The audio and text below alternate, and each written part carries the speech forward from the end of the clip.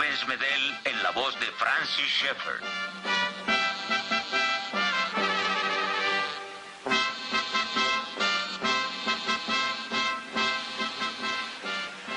Roma decayó debido a la degeneración interna de todo el sistema romano. El imperio decayó. Siguió una época de confusión social, intelectual y política, y después un despertar gradual cultural, la Edad Media. A la vez que decayó el aprendizaje en Europa, los antiguos manuscritos de los clásicos griegos y latinos, así como la Biblia, se preservaron, se copiaron y se recopiaron. Sin embargo, el cristianismo original y primitivo del Nuevo Testamento gradualmente se fue distorsionando.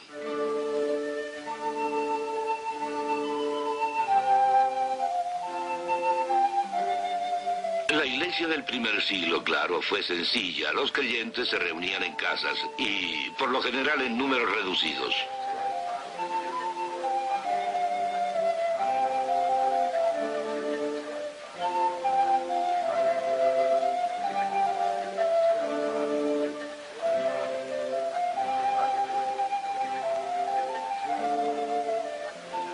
Cuando se reunían en estos pequeños grupos, se dedicaban al canto de salmos y alabanzas.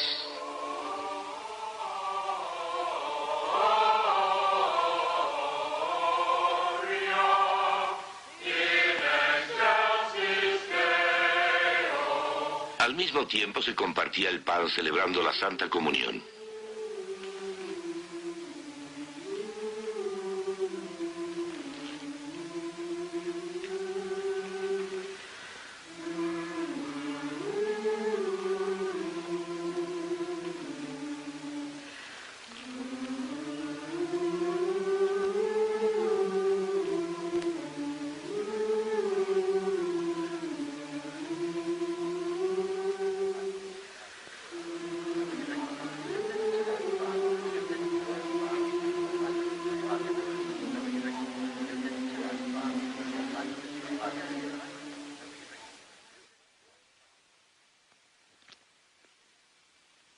La iglesia del primer siglo hizo hincapié principalmente en la predicación de la Biblia como la palabra absoluta e infalible de Dios. Si se lee el libro Los Hechos de los Apóstoles, por ejemplo, vemos que se hace muchísimo énfasis en el contenido. La religiosidad no era, como piensa ahora el hombre del siglo XX, algo que se encuentra dentro del área del irracionalismo. En realidad se trataba del contexto, se trataba ahí de la resurrección de Cristo en espacio y en tiempo. Reconocían al Antiguo Testamento como la palabra de Dios. Lo que esta gente creía en realidad era en la veracidad de ello, no en su religiosidad y ni siquiera, básicamente, en la experiencia religiosa, sino en la veracidad. Observad los frescos de esta catacumba cristiana, pintados antes de la Edad Media. Aunque solo se representen, son gente real, viviente en un mundo real.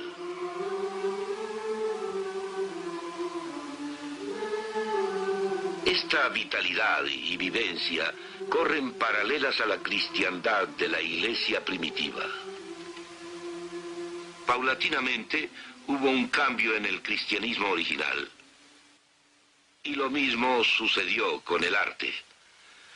Ahora ya no se trata de gente real, sino de símbolos. Hubo un contraste con el arte cristiano primitivo. En el siglo VI, los últimos vestigios del realismo moderno se diluyeron, según Michael Gogh en su libro Los orígenes del arte cristiano. Hay belleza aquí. Los artistas trabajaban con devoción, buscando más valores espirituales, pero en su cometido, el arte cambió. Esto vino a culminar entre los siglos IX y XI.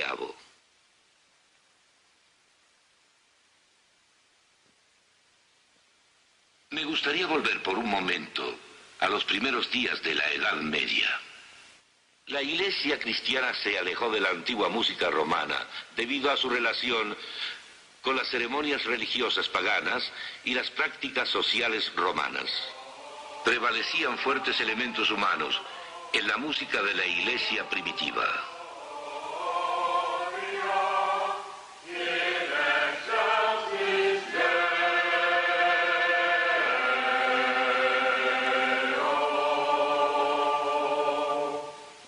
Citaré, por ejemplo, a Ambrosio, obispo de Milán en el siglo IV, quien compuso himnos y enseñó a su pueblo a cantarlos.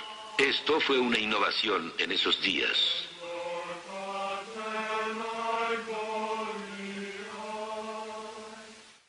Luego, con el Papa Gregorio, hubo un cambio que ahora conocemos como canto gregoriano, impersonal, místico y espiritual.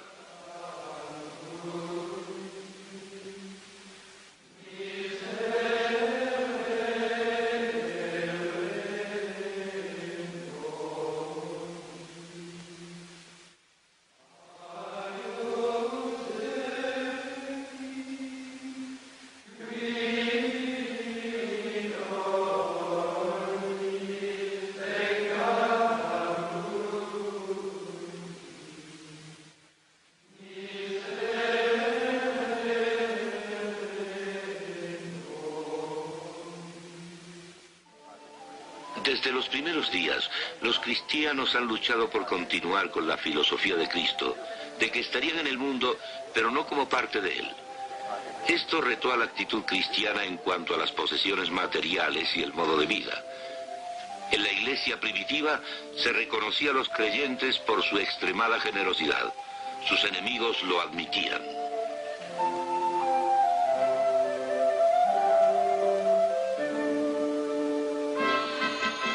Pero en la Edad Media el péndulo no dejaba de oscilar entre un descuido absoluto del mandamiento de vivir modestamente, preocupándose por el pobre, y la antigua idea monástica de no poseer nada de dinero. La corte papal era recriminada por su afán materialista. Juan de Salisbury dijo al Papa en su cara que el pueblo pensaba que... La iglesia romana, que es la madre de todas las iglesias, se comporta más como madrastra que como madre. Escribas y fariseos depositaban en cada hombro del pueblo una carga demasiado pesada para llevar a cuestas. Se ajuareaban con fina ropa y había en sus mesas platos preciosos. El pobre podía raramente ser admitido.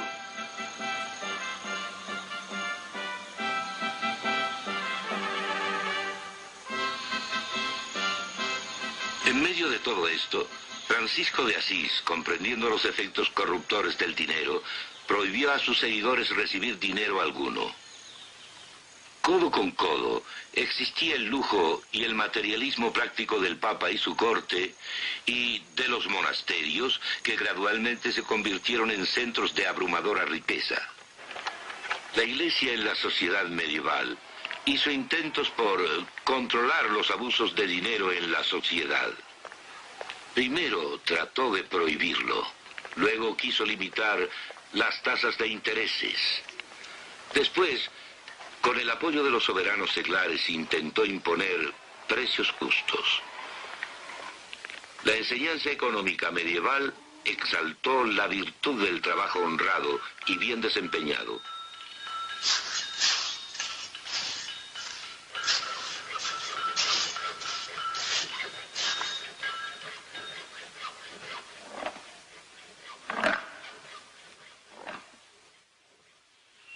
Cuando la vejez o la enfermedad hacía imposible trabajar a la gente de la Edad Media, la Iglesia a menudo los proveía con hospitales y otras instituciones caritativas. Este hospital se abrió en Siena en la Edad Media, tal como se encuentra ahora. A pesar de que los pacientes del siglo XX están orgullosos de los avances modernos de la medicina, al mismo tiempo, aún hoy pueden admirar el magnífico gusto artístico de aquellos decoradores de la antigua Siena.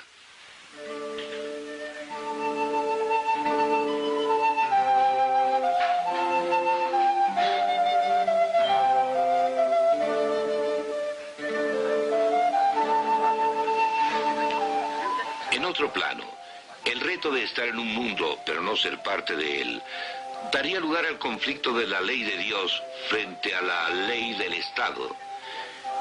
En la iglesia primitiva no existía tal confusión entre la iglesia y el Estado, porque hasta los días de Constantino el Estado estaba establecido bajo bases no cristianas. En la Edad Media el problema se complicó aún más. Verán, Europa era considerada como el reino de Cristo. Cristianismo. Solamente los bautizados podían ser aceptados en la sociedad europea. Así, se puede decir que el Estado mismo había sido bautizado o consagrado. Individualmente, esto suponía un problema aún más complejo en relación al Estado.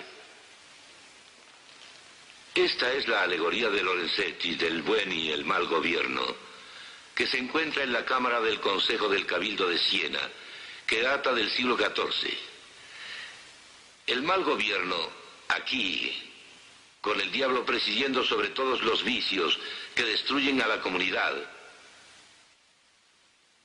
Y acá, el buen gobierno y las virtudes cristianas, de las que derivan todas esas actividades humanas que manifiestan la identidad del hombre bajo Dios.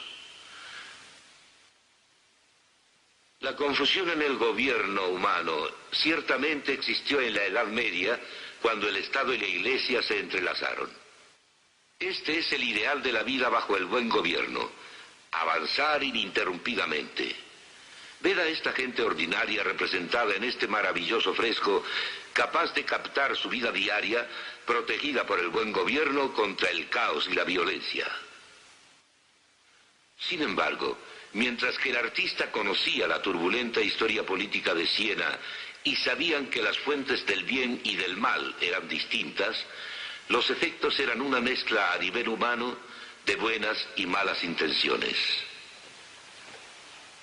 Sin olvidar que la Iglesia era omnipresente en Europa, no fue sorprendente que la Iglesia trabajase con la sociedad como tal, especialmente mediante sus dirigentes. Un ejemplo notable es Carlomagno, hijo de Pipino. Fue rey de los francos en el año 771 a.C. y dominó la mayor parte del territorio del antiguo Imperio Romano. Su coronación por el Papa, al estilo de un emperador romano, se desarrolló fácilmente. A cambio, proporcionó al Papa una fuerte base territorial en Italia. También apoyó a la actividad misionera en las regiones que conquistaba, por ejemplo, entre las tribus germánicas. Asimismo, hizo el diezmo obligatorio, lo que proveyó de fondos a la administración eclesiástica. Carlomagno edificó iglesias impresionantes. Esta es la capilla palatina de Aquisgrán, la ciudad en donde Carlomagno vivió durante su vejez. Así coexistieron el poder de la Iglesia y el del Estado, complementándose incluso culturalmente.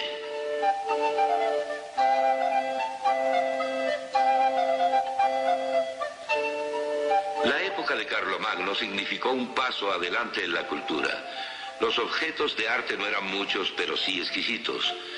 Denominar al periodo que los elaboró la Edad Oscura, como lo hizo un humanista del Renacimiento, es totalmente incorrecto. Carlomagno alentó a los eruditos. El conocimiento experimentó una renovación a través del verdadero trabajo, del entusiasmo y de la propagación sistemática. El erudito Alcuino, de 50 años en esa época, salió de York, al norte de Inglaterra, para ir con Carlomagno como su consejero y cabeza de la escuela de palacio.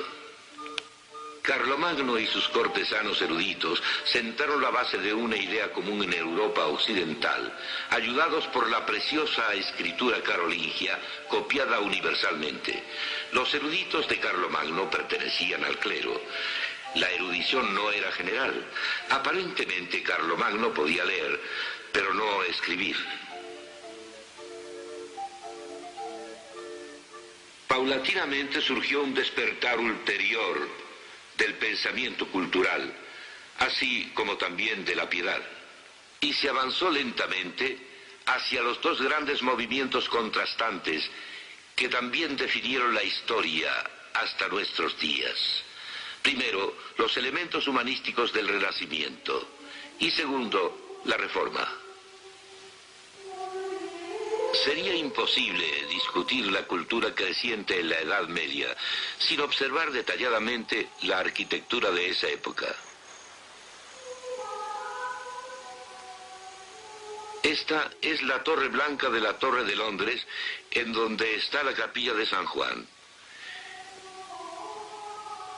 En esos días, la arquitectura románica empezaba a florecer. Un paso adelante en el despertar cultural. El arte románico se basa en la forma romana, pero añadió su propio gusto, como el arco de medio punto, muros gruesos e interiores sombríos.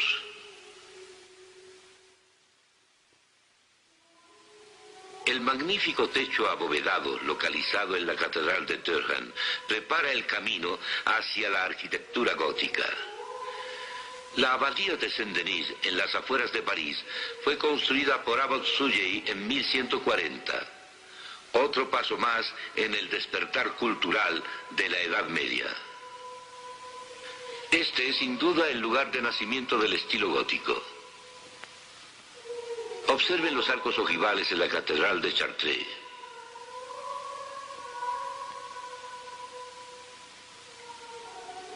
Notre Dame nos da un ejemplo de los contrafuertes volantes góticos.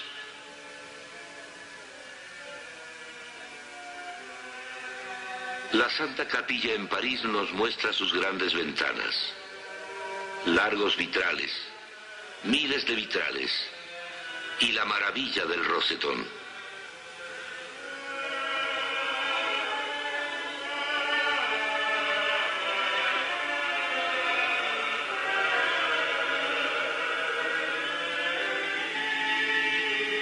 Pero la Iglesia se alejaba cada vez más de la enseñanza del cristianismo original. En la Iglesia primitiva, la autoridad descansaba solo en la Biblia. Pero en la Edad Media, gradualmente sobrevino un cambio. La autoridad se dividió entre la Biblia y la Iglesia.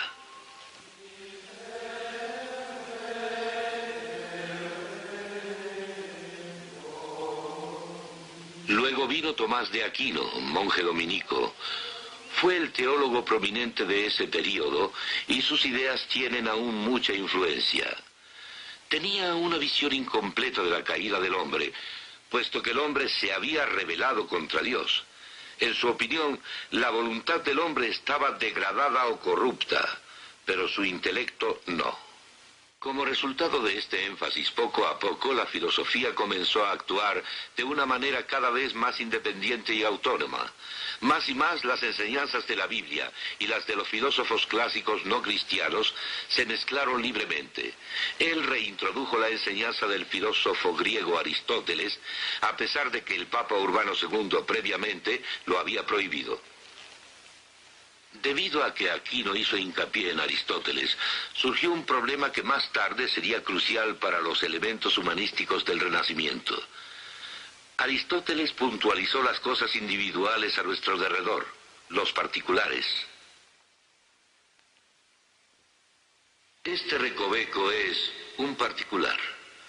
Las moléculas que forman este recoveco son particulares.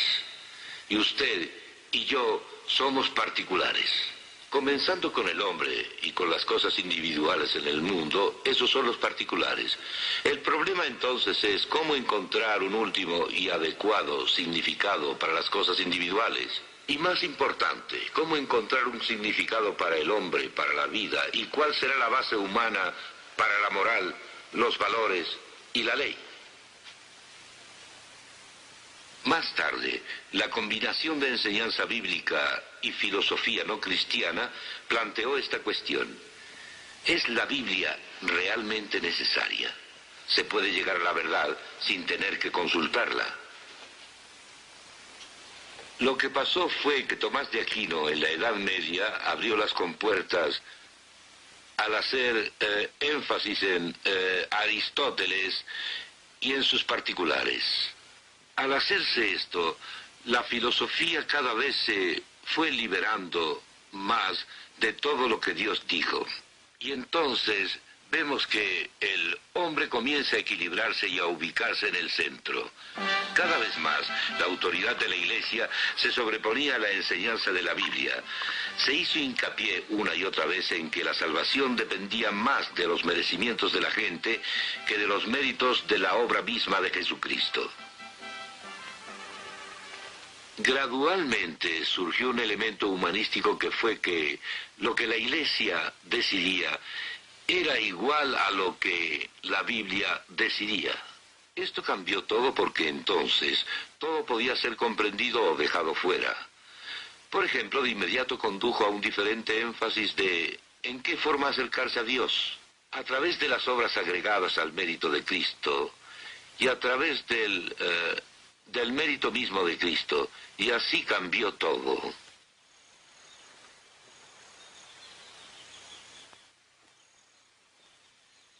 Al mismo tiempo, vino a dar lugar a una reacción en contra de estas distorsiones del cristianismo original. John Wycliffe, profesor de Oxford en el siglo XIV, levantó la voz y dijo: La Biblia es la autoridad suprema. Su traducción de la Biblia al inglés tuvo importante influencia en toda Europa. John Hus de Checoslovaquia dijo: La Biblia es la única autoridad concluyente. El hombre debe llegar a Dios solo mediante la obra de Cristo. Wycliffe, al manifestarse, y Hus, al comprender que en realidad la desviación constituía un enigma, y este enigma era que al no tener más a la Biblia como única autoridad, se puede decir de la cristiandad dos cosas: que la esencia del cristianismo es que a través de la muerte sustitucional de Cristo llega uno a Dios, y que nuestros pecados se extirpan guiándonos mediante la obra de Cristo. Por otro lado, en lo que al humanismo se refiere, hay que decir que la idea central no es aceptar a Cristo como Salvador, sino el hecho de que tenemos la absoluta verdad, en contraste con la relativa verdad. Este es el conflicto. Empezamos con el hombre como autónomo, o con la verdad de un Dios personal que nos brinda absolutos. Entonces no solo se trata de promedios estadísticos, esto ocasiona un tremendo impacto en el área de la moral y un impacto en la ley, en la vida política, así como en la religiosa. No es minimizar en nada la aceptación de Cristo como Salvador, sino lo contrario. No hay otra forma de volver a Dios sino sobre la base de su obra, a no ser que se enmarque en el concepto de que hemos discutido de la verdad y no solo en una serie infinita de ideas relativistas, hablando nada más de aceptar a Cristo como Salvador, lo que jamás abarcará el dilema humanista. Solo hay una verdadera solución que se encuentra en la Iglesia primitiva, la cual creía con firmeza que únicamente la Biblia era la autoridad definitiva. Lo que en realidad se creía entonces y llenaba a la gente de valor era en la verdad de la Biblia como la palabra absoluta e infalible de Dios.